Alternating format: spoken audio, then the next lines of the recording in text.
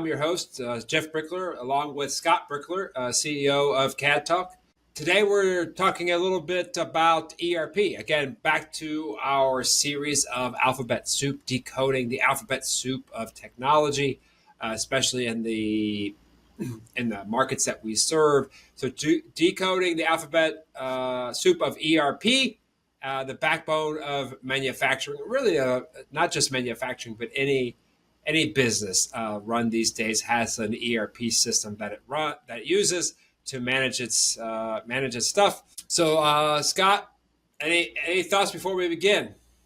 Oh no, this could be a deep talk that could go over many episodes, but really excited about talking about the subject and what we know about it and kind of where it fits. Yeah, that's I was on a call today with one of our guests a few weeks back, Steve Mould, talking about how he was talking about how he was on a podcast and talking about ERP and talking about all of those different things. And there were some jokes from engineers about who would watch it. He goes, me and my mom or something. One of the jokes was like, what's the it's not quite the topics of Joe Rogan or other podcasts, but nonetheless, I think useful for the industry, useful for folks who work in this this space, ERP, CAD, all the kind of areas where we are.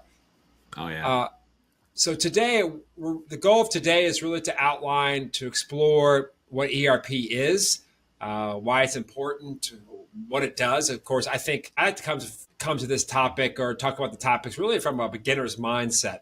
If you're brand new to ERP or you don't even know what it is, a lot of times my family members go, Jeff, what do you do, right? What do you do every day? What is this ERP? So hopefully educate our family on what we do every day. That yes, we are doing something valuable every day. But what are these things? But also like a little bit deeper into why a business has an ERP, what's the value of it, and all of those things. So I know, Scott, you have a really long background in ERP. So anything you want to say before we begin? No, I think, well, yes. I mean, like I said, that's kind of how my career started. I actually started when I started working for manufacturing right out of college and engineering school.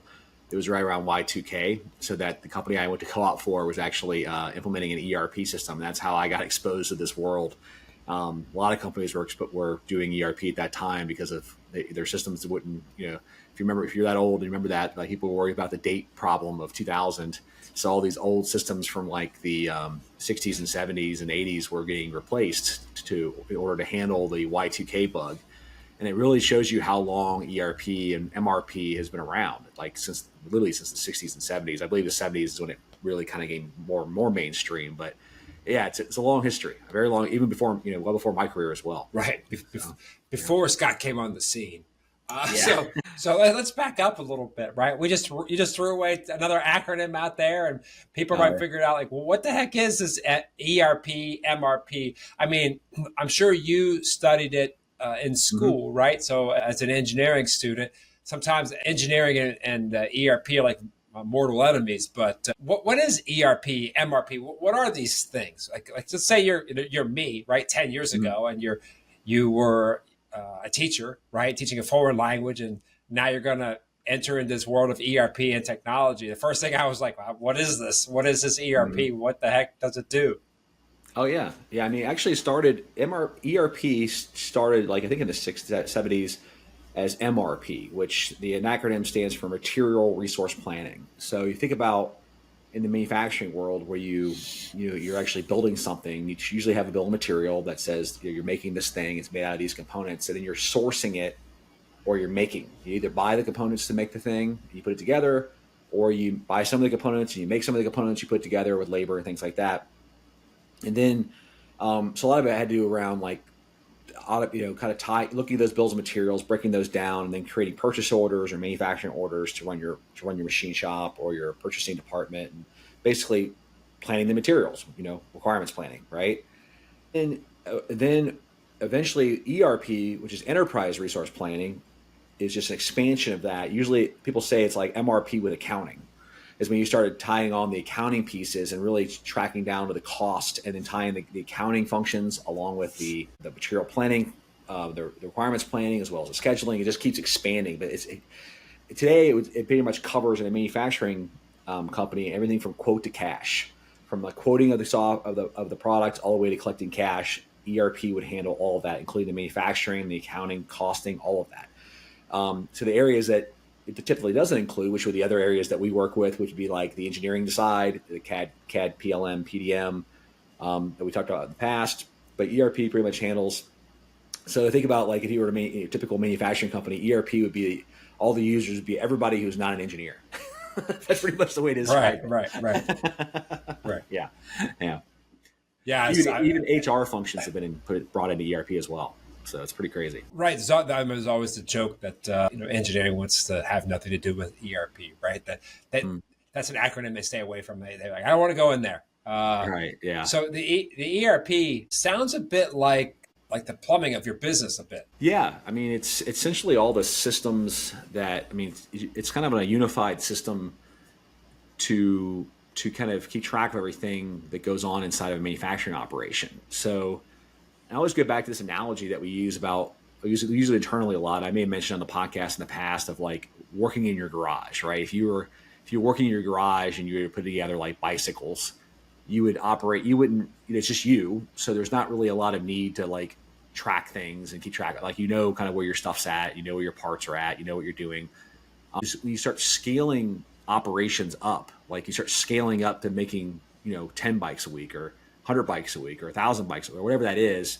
Then you have to engage other people and you have to engage software to keep track of things. How are you going to buy their things? How are you, when's it going to come in? When are you going to schedule the work? Like all of these other things have to happen in order to scale up. So I always think of ERP first as a communication tool. How does it allow you to have a kind of a distributed mind across all of these people in the organization to make the manufacturing engine work? Because like I said, if it was just one person, it'd be easy. You know everything you need to know. But as soon as you start scaling to other people, the communication costs go up and the understanding what needs to happen becomes more difficult. The software helps streamline that so everybody's on the same page, working in the same direction. So I always think of ERP as being the tool that the first is a communication tool, and then it facilitates those operations and keeps track of things. And it also does, it accounts for things too, to make sure you're actually making money. That's probably one of the bigger things about manufacturers. It's like, hey, I'm making this thing. How much did it actually cost me to make this thing? Instead of just looking at like, well, I spent this much this month and I sold this much and did I make a profit? It's like, you could actually get a little more granular with your analysis by keeping track of these things inside of your ERP. So lots of different use cases, but I think first and foremost, think of it as a communication tool. Okay. Yeah. And to just are manufacturers the only one who use ERP? Well, it's one I'm most familiar with. I know that ERP is used by lots of different companies, not just people who do manufacturing. There's distribution ERP systems. I think there's ERP systems even education world. I mean, there's lots of different verticals that I believe that tool gets used in today. But I believe the origins have always been in manufacturing. Manufacturing being kind of one of those keystone industries that a lot of other industries model, even software industry. Models the manufacturing. Yeah, that makes sense. I mean, because we've had to always make stuff, right? You always had to make it, right? Distribution came after the making. So you had to figure out how to make it first before you could distribute it. So yeah, it's absolutely true. I mean, think about like every industry or everything that's out there, it's product or service, right? That's the only two things everything start with, and product is manufacturing. I mean, that's the original industries, right? So service and manufacturing, everything else stems from that. So yeah, you got to make it, and then you got to service it, right? Which means you got to fix it or deliver it or something around that making it. Yeah. So just it's pervasive, cornerstone industry, absolutely. So tell us a little bit about like your experience with ERP. Like, what are some real life examples? Like, let's say I've never worked at a manufacturing company. I have never worked at a manufacturing company, or like if I'm every day, it's not that often where I talk to people and I ask them what ERP they use. And they're like, I don't know what that is. What are you talking about? Right. Yeah. So how do people know if they're using one? If they're so pervasive, it's not just in manufacturing, it's in lots of other systems. How do they even know they're using one? I think a good analogy would be like it is infrastructure. So a lot of people wouldn't even know that it was there, especially the customers of manufacturing companies. Now, if you're working at a manufacturing company, you got to know what you use, right? It's like, I know that in the late 90s, like SAP was a huge one that was up and coming in the late 90s, and it's still huge today, was like the Uber ERP of, they handle all these different scenarios and work with like a lot of the Fortune 500 companies and big companies would use SAP. And a lot of times you don't, like if you're a customer of those companies, you don't know that they use that, but you might receive their invoices from SAP. You might receive correspondence from that system. Like your customer record is in an SAP system somewhere, about what you bought and things like that. So all of that is out there, and it does touch your life, but you just don't know necessarily that it's there. Just like you don't know if you have copper pipe in your house, or necessarily you may know that, but you know that where your electric comes from, you might know that, you may not, or the fact that your video game you're playing is hosted on AWS. These are all kind of behind the scenes type of services that are out there, but these huge systems run the world. They absolutely do. So it sounds like, I don't know if it's the right analogy, but it sounds almost like the ERP is kind of the different parts of an ERP are almost like parts of your house. Like, because you kind of alluded to it, which is like you have electricity, you have plumbing, you have, all the mechanics, you have a roof, you have all these different parts of your house, right, that you need to live, to function, right? Mailbox or whatever, all these different services that interact with like your house.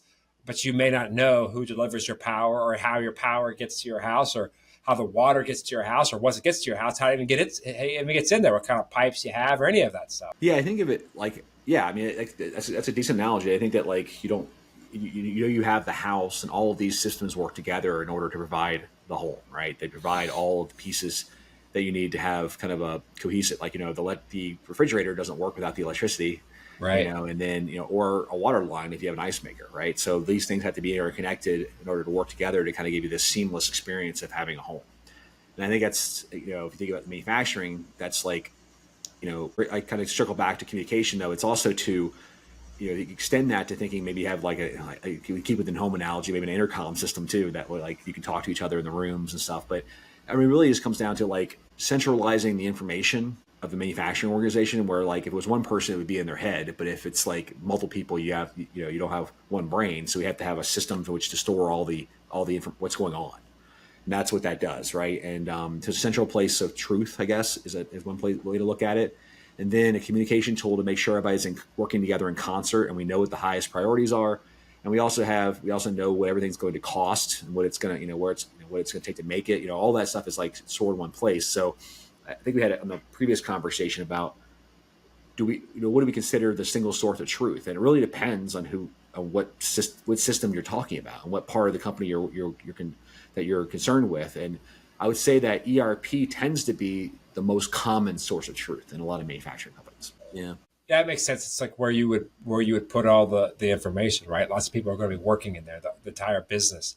So what are the if ERP is enterprise resource planning, but there's got to be more than just the manufacturing aspects to it, because there's more to manufacturing than just the making, right? Because you got, like you said, you got to buy things and sell things and deliver them, and there's all these other pieces. So what are the modules or the distinct parts of an ERP system?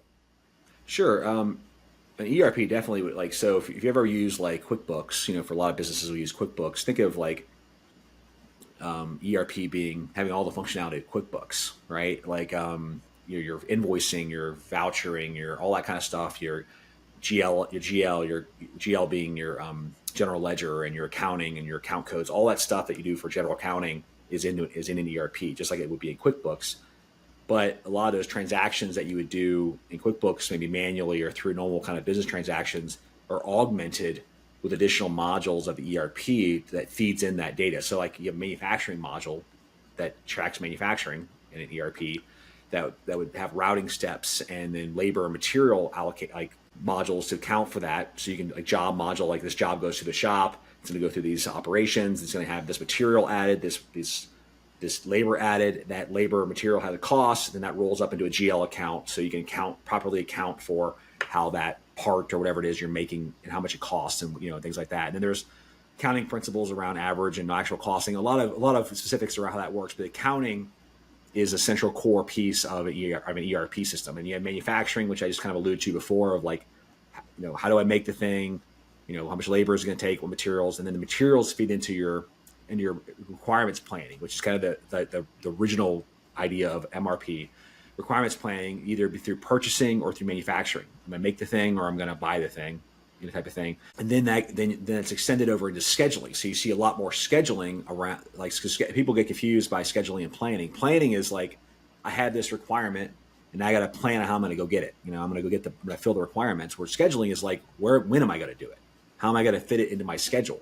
Okay. So requirements planning, scheduling, two different things. And scheduling is a more advanced concept. It's a lot more complicated, but that's been added on to MRP in the past. You have quality modules that are very common that you see in ERP. Sometimes they have separate quality, but quality being integrated has some benefits. Because you're doing the manufacturing, you can bolt on the quality aspects of that as well. Warehouse management is a huge area. Sometimes you'll have a standalone warehouse management, but you'll have some kind of warehouse management, typically in the ERP, usually around stock rooms and locations, because you can't just put it. You receive things, you got to put them somewhere. So put them on the shelf, tracking all that. Inventory management. Inventory management is probably a better term than warehouse management. What else? There are HR functions that people, because you're going to have people, you got to track down to that. A lot of HR functions are in there. I was with CRM, right? Like I'm familiar with CRM. Like a lot of ERPs would have to have a CRM, not always, but like would have a CRM, right? A way to track, because every manufacturing company is selling their products to somebody. So yeah, they usually have like a customer. I mean, CRM, like some have stronger, like customer relationship management. CRM would be usually more in depth than a typical ERP would have. Now, ERP would have, obviously customer lists and vendor lists and all of that kind of information. Some of them have more CRM type capabilities in them. So you have a unified you have one place for customers, and you can do all the CRM stuff around that. A lot of them don't. So they actually have CRM integrations, like they'll integrate to Salesforce and then they'll augment their data. So this goes back to that kind of age-old question: do you integrate or do you have a monolithic system? It depends on your needs. So if you're like really advanced if you really need really advanced CRM capabilities, you can typically the off-the-shelf ERP won't cover those, but a lot of time, but it just depends on the ERP and what they can do, and where the coverage is at. So I would think of like ERP being like it's definitely an example of a monolithic system that does a lot of things, but doesn't do any of them perfectly as well as somebody who's focused on that. Right. So it just really depends on if all the things it does is good enough for your use case, and then you might elevate that with additional tools and then that you integrate. And that's kind of the hard thing when you go out and pick one. It's like, what is the most important to you, and where is that system's strength at? Because different ERPs have different strengths. Some are better at manufacturing, some are better at the accounting, some are better at this. They all tend to do all of them, but they have their strengths where they really shine. So, I think last time, or maybe a couple times ago, we talked about PLM, product lifecycle management, and how it was connected to engineering. A lot of times that question comes up even for us, and this in my conversations with customers sometimes is, people ask, is CADTALK a PLM? And I always be like, no, CADTALK's not a PLM, but where does a PLM, where does a PLM fit with an ERP? How are they different?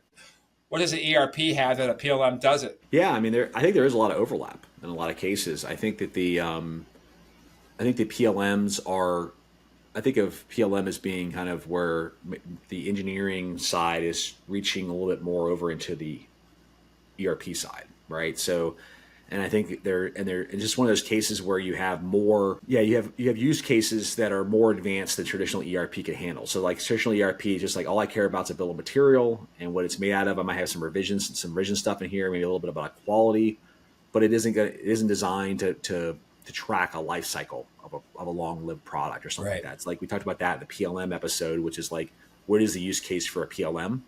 And if you have that use case, then traditionally, not always, ERP doesn't cover that.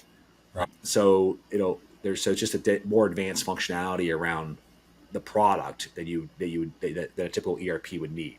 Because once you have we always say, like, an ERP doesn't work without a bill of material, because that's like the genesis idea that has to be there for the planning to work. You think about it, like, I have this thing I'm going to build. I need to know how, like, the recipe for making it. What parts go into it. What I need to know that bill of material, and then everything in most things in the ERP spawn from that bill of material data. Okay, but that really a lot of times that ERP will only store kind of what it needs to do the rest, not necessarily all the other things that have to happen around the life cycle of a product. And that's kind of where PLM gets layered on top of that to more track around the life cycle of the product, not just the nuts and bolts that are required in order to make it. Does that make sense? Yes. Yeah. Yeah, it makes sense. I was when I'm talking about PLM and I talk to customers, or even when I was working in on services, I was implementing, talking to customers. PLM doesn't really have an accounting to it, right? There's No, no no, not demand typically. planning, accounting. There's none of that. There's always, and it's always centered around managing revisions, having a place where the product can be, the life cycle of the whole product can be managed, engineering change releases, also quality control, right? A quality process documentation, especially for, like we talked about in PLM, high regulation products like in med device, where you really need to have a lot of compliance around those products, right? You have to have, whether that's going to be from FDA or FAA or whatever the compliance is, and have it around there. Where the ERP may or may not have that, and if it does, it may or may not be robust enough, because it's covering a smaller set of use cases that cover a lot.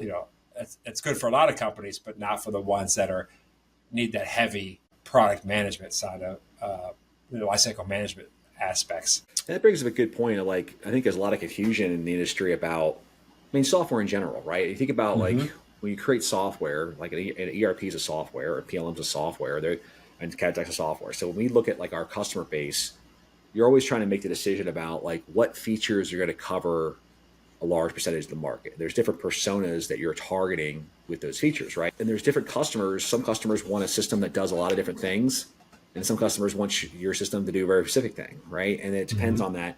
So when they're evaluating, like you see this a lot in like ERP and large systems like that, or even like people are like, well, do you do this thing and this thing and this thing, right? And then like, so sometimes the ERP will say, yes, we do quality.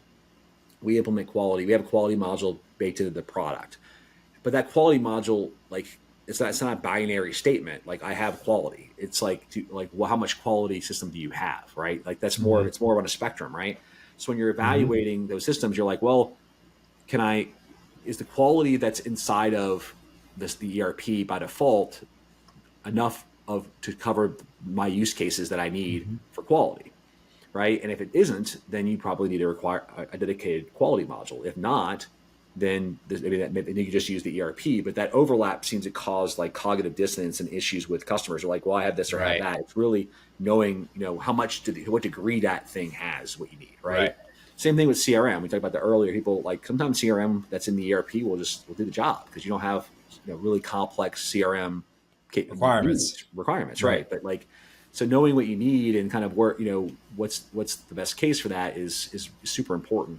But the people always talk about that. The people are always like, because I know they're like, it's kind of a funny thing is that a lot of times the companies will literally develop a very rudimentary thing because a lot of large systems go through, they call it RFP process, Mm-hmm. where they have to, like, they get filtered out through selection consulting companies who help you choose these softwares, and they a lot of times will fill out RFPs to say, what features do you have to, so we can rule you in or rule you out of this deal. Well, like if you're trying to make a qualitative judgment with a quantitative analysis, you're going to say, well, do you have this feature or not? It's binary. And Right. then if they say, yes, I have it, even if it's not a very good feature, Right. they can move on to the next stage and then be considered, because they know that the real qualitative assessment happens during the demo and later stages. So Mm-hmm. you'll see that like a lot of these packages will have lots and lots of features, but really figuring out which of those features are the ones they built just to get through an RFP, and which ones Right. are actually their strength is a difficult task sometimes. And that's just the real right there. I mean, that's actually how the industry works. So in understanding that, hopefully that's helpful for the audience, because you have to really look at this and go like, what's the most important thing to me, and what part, and which of these packages kind of solve that for me. And then knowing that, like, even though some of these packages may say, "Oh, we have that," it may not be it may be a very rudimentary thing Right. based on what you're looking at. So I think just kind of circle back around to PLM and ERP, the overlaps I see there is like supplier modules or quality modules or even Mm-hmm. revisioning modules. Mm-hmm. Like the PLMs will probably be stronger there, at least that's definitely in the revisioning or the ECO, because that's an engineering kind of function. Mm-hmm. On supplier, I don't know. Just depends on what you're using it for, right? Right. So like the supplier thing could be one of those features that the PLM people are asking the PLM to have, but they're just like, well, we need to have it in order to get past an RFP, but it's going to be stronger in the ERP. So you have to kind of make those calls and really look. So I would look at those kind of overlaps, even like when you're looking at two different systems, look at what the overlaps are and then see who's stronger. And if those overlap areas matter to you or not is good way to assess it. Right. Yeah, it's a good point. And there's a lot of confusion in the market. And you make a really good point. Looking at software, us working in the software industry, is that a lot of products you get features added that may or may not be the strength of the product itself, because they're being evaluated right on a checklist. To your point, do you have this? Do you not? Yes, I have it. Okay, you're to the next stage, right? It's and then it's like a filter, right? I mean, like anything, like I think a lot of software works that way these days, right? Like even like I listen to podcasts like dating apps. Of course, I've been married for nearly 20 years now, but like I think I hear about the dating apps and how people use dating apps these days, and it's like you get filtered down, right? It's like if you were whatever they're looking for. Are you whatever, like these check boxes? If you're in the check box, you're in that filter. If you're not in that check box, then you're not in that filter. So what happens is it's like you're like, well, I might be like my software might work really well for you, especially for like what you really need, or I might be a great companion for you or whatever, but like you'll never get to see me because me or the software, because I didn't have that one thing. So as a result, you say, oh, well, I have that, right? We do that. And then you get something that is in the product, but isn't necessarily the end all be all of that product, right? I think some people ask us is like, do I need this software or that software? Because everybody wants to like consolidate on one software, right? It's like everybody wants the everything app, the easy button. It just does it all, Yeah, I mean, does it all. That's like the new medicine. Does it all.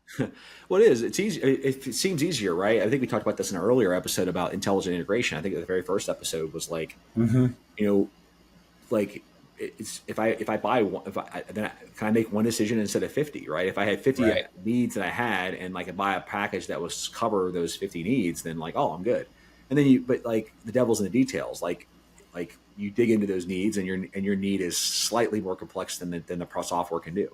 Right. And then you're like, crap, I got to buy another package that fills that little thing. And then all of a sudden you've got like 40 applications you're running, and you're like, and none of these things talk to each other. And now you're back to the monolithic thing. Well, at least they're all in the same database, and that's talking together. That's where the intelligent integration comes in. If you can integrate them together and it feels like one app or one thing, and they're all kind of working together in concert, then that's like the panacea, right? You get the best of breed of everything, and then they all just kind of work together. But we're still working on that. That's one of the things. That's one of the goals of CADTALK, right? Is kind of help with that, to make these things more seamless, so you can like pick the best engineering software and pick the best ERP software or PLM software, and it all works together. That's kind of, and then those things feel more seamless. This is a constant struggle with software. It's like, do I buy this monolithic thing, or do I buy this thing that I buy the best of breed, or how do I work with that? I think really what it comes down to is that most people will have at least one kind of, I say, monolithic system like an ERP or maybe a PLM, and then they buy the best of breed where they actually have a need for that. Their use case is more special where they need that, right? So like you see this in ERP, which would be traditional ERP functions like scheduling. Like some ERPs are really, really good at scheduling. Some just have manual scheduling, things like that. And then you can actually buy third-party scheduling applications that plug on top of your ERP system that do even more scheduling and more advanced scenarios. And that's and then sometimes ERP systems will partner with with other applications and then package it together. So it looks like a monolithic system, but it's actually a bunch of predetermined things tied together. And there's pros and cons to that. Some people like that, some people don't. So like those, but that's really, I think, where the confusion comes in, because it all comes from the fact that the desire for software to cover more, have a bigger and bigger addressable market that they can and then so you have to really look at like, where do they start? Where's the strength? Where are my needs, and how does that map over? And there's whole consulting companies who will help you with this selection, but that's usually the best. That's usually your best approach. And like, it's so easy to be distracted by the the woman in the red dress, to use the matrix analogy of like this cool feature over here and here. But before you even start looking, like really say the problem you're trying to solve and what you're trying to get to really helps with keeping your mind focused on the part that matters, because it's very easy to get distracted by those types of things and kind of go off on a tangent with that kind of looking at the wrong parts that don't matter. So if I were to guess, you would bias on buying software that fits your needs versus a monolithic system, because that's what the business we're in, right? We're in the integration business where we say, well, buy what works really well for that set for the use case, and then let us help you, like let us make an intelligent integration there, tie it together. What do you like about that model, right? What do you like about that process versus just saying, hey, I'll buy a monolithic system or a system that, does it all, and then just use the does it all system? I think I'd vary that a little bit. I would say that I'd probably be more of a fan of buying a monolithic, but looking at that system, what problem I'm trying to solve. Say I'm in manufacturing and I'm like, I don't have any system to do. I was running it, use that same analogy of the bike, right? I'm building bikes in my garage, and now I need to build more bikes. I need to scale up to 1,000 bikes.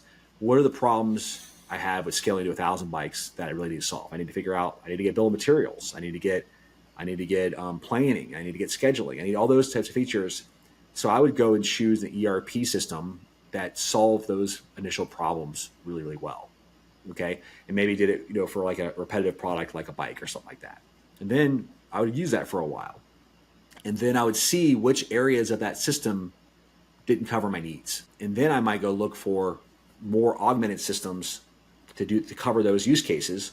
Like, it doesn't do design, so I know I'm gonna have to have some kind of design system. Got that right off the bat. But scheduling is not quite what I was hoping for, because I got this really weird scheduling scenario. So I might go look at a scheduling system that bolts onto that augments it. So, but it's because until you have context of using something for a while, it's hard to know all the things you need and what the best of breed is for you. So you have to kind of start with something, and then revising is so much easier than creating, right? So you say, I start with something that's monolithic, covers a lot of the use cases I think I'm going to have. And as I run it, I do enough iterations, I can see where the gaps are, and then I can then I know what best of breed is for me.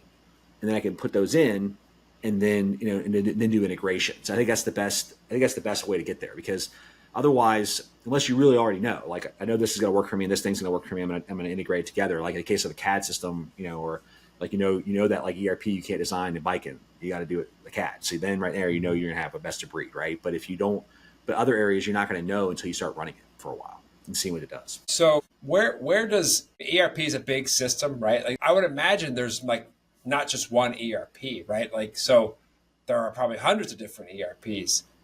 So how do you know, or how does a company know what ERP to buy? I mean, how do you figure out which ERP question. you should buy or use? Or I mean, my position, I've worked with 5 or 6 different ERPs at least, because of just the nature of our business, what we work with, a lot of different ERPs. But you work at a company and your company has an ERP, or you're looking at getting a new ERP, or you're considering it. Like, how do you even know where to start? Yeah, I think that there's kind of a tiering system for ERPs that at least as far as at least my experience has been that. And I'm not sure there's an official document anywhere on it, but I've always heard of tier 1, 2, and 3 with ERPs, right? And we kind of talk in those terms, like that's a tier 1, that's a lower tier 1, higher tier 2, basically kind of like a tiering system. And some things fall in that, and there's probably even a Gartner matrix on it and things like that you can use. But I think the 3-tier system works really well. So you think of like tier 1 being your SAPs, your Oracles, your big system IFS, probably, and it falls in the tier 1. Like, those are systems that are usually targeting very large companies, 500 million to billion, but not always. Like, people do reach down and up and stuff in those systems. So those are the tier 1s. Then your tier 2s, like your mid-market manufacturers, like usually from 25 million up to a billion. Like, that's a big wide mid-market. And then your tier 3s would be your smaller manufacturing companies. So like tier 2s would be like your Epicor, Infor Cloud Suite, Syspro, things like that. And tier 3s that are more niche. They're usually targeted towards specific industries, and they're usually lower cost systems for smaller businesses. And there's tons of those: Job Boss, Global Shop. And I don't want to offend any of these partners, because some people would say, "Oh, well, we're tier 3, we're tier 2, not a tier 3." And I think that's absolutely true. It's hard to always know exactly where they fall. But a lot of these systems can reach above tiers, and down tiers. You'd see there's small companies with SAP, and there's very, very large companies with Job Boss. I mean, so there's not they're not hard, fast rules, but they're just a way to kind of categorize guidelines in which to start with and to know where you fit. And of course, the pricing follows suit, right? So, Yep. And large, functionality too, right? yeah, Because certain businesses of a certain size need different types of things. I mean, there's a general like all ERPs have a certain amount of things, but how complex and how many different use cases those modules or those areas cover depends on the size of the package of the ERP. Well, an interesting side note people don't realize is that they'll like, well, I want the best one, so I'm going to go buy like SAP or I'm going to go buy this system, and like this happens a lot when we used to implement, we implemented like tier twos and things like that, and I worked in those industries, and then people don't realize that those packages, even though they're more expensive, they're actually sometimes harder to use. And people don't realize, they're like, why is that? Like I buy QuickBooks and I can do invoicing in like 30 minutes, and then I buy, this tier 2 ERP or his ERP system and it takes, hours. And it's just kind of like the inverse of flexibility and complexity. So, or simplicity and complexity, that type of thing, or sorry, flexibility and simplicity. So there's a simplicity and a like curve or spectrum that you think about, and the simpler something is, the less flexible it is. And the more flexible it is, the less simple it is, right? So as those systems go up in complexity and therefore and flexibility, so SAP can do a lot more stuff than QuickBooks can, but to do any one thing is more complex. So like but like things that are niched down, like on the tier 3 side, like you go to QuickBooks, things like that, they're built for certain scenarios, so they're able to then wring out all of the efficiency in those simple use cases, and they tend to be faster and easier to use. So people always think, well, the best is SAP, so therefore SAP must be like kill doing invoices. And I'm like, actually, it's going to be harder probably in a lot of cases, right, because they increase the flexibility and complexity of the product, right, in order to handle it. So those are things people don't realize is they buy these systems thinking they're buying the best, and they actually are I'm disappointed because things get harder and it requires more overhead to use them, because the fact they could do more things. And that's where really picking the right sizing really matters. Yeah, makes sense. Yeah, because with flexibility can come complexity. Not always, but can, right? Yeah. There's a risk there. Absolutely. So, getting into kind of wrap up ERP, where's ERP headed, do you think? I mean, ERP's been around a long time, right? It's I don't want to again offend anyone in the terms of like, but it's a commodity, right? Like there's lots and lots of ERPs and lots of companies have been running them for many, many years. It's not like now there are even new ERPs that come up all the time, right? New ones that are launched all the time, but where ERP's headed? What's the next thing that ERPs are going to do, or what are the sort of advanced things that we should expect? I think you're going to see much more niching down of the ERPs into certain markets that really, kind of like anything. It's like my wife works in the food industry, and she talks about like all the flavors that people like are already figured out. Like everybody knows that, like everybody likes chocolate, vanilla, and strawberry. It's like those are all figured out. Now you're trying to figure out what segments of the market like certain things and start marketing to those, and niching down. You just keep niching down.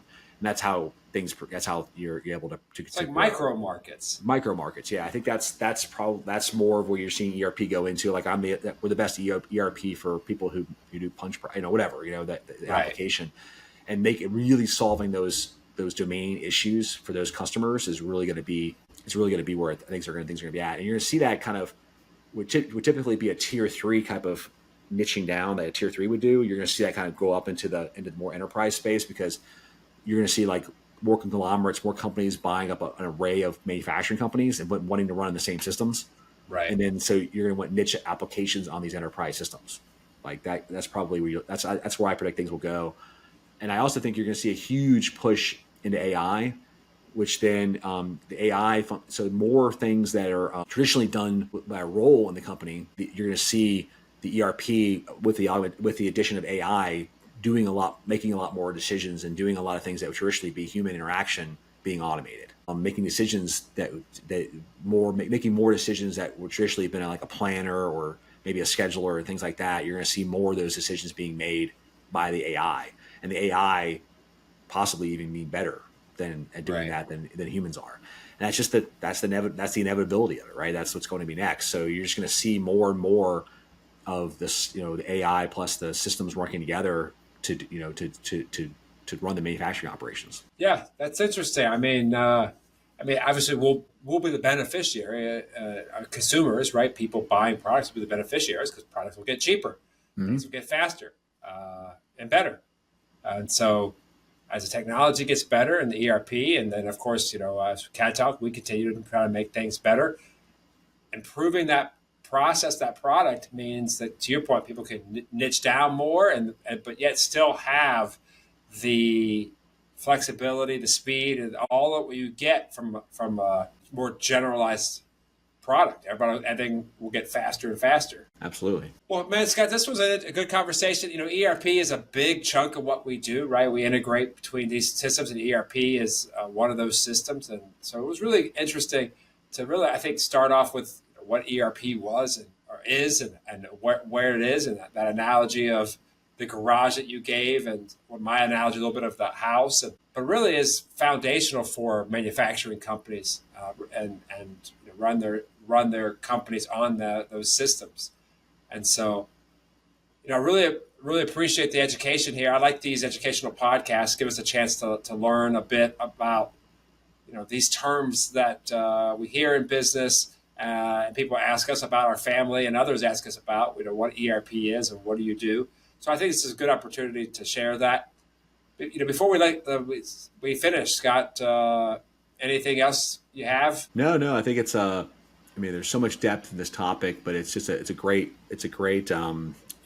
beginning discussion about how it works and kind of where it fits in the market and how we serve it. But hopefully this information was helpful for everybody. So. Great. Well, thanks, everybody. You can listen to us on your favorite podcast platform, Spotify. We also can watch the video on YouTube. So you can subscribe at our social channels. You can connect with us on LinkedIn, at CADTALK Software, and me, of course, at Jeff Brickler, and I think Scott at Scott Brickler. So really enjoyed this conversation again today, Scott, decoding ERP. So thanks, everybody. We'll see you next time.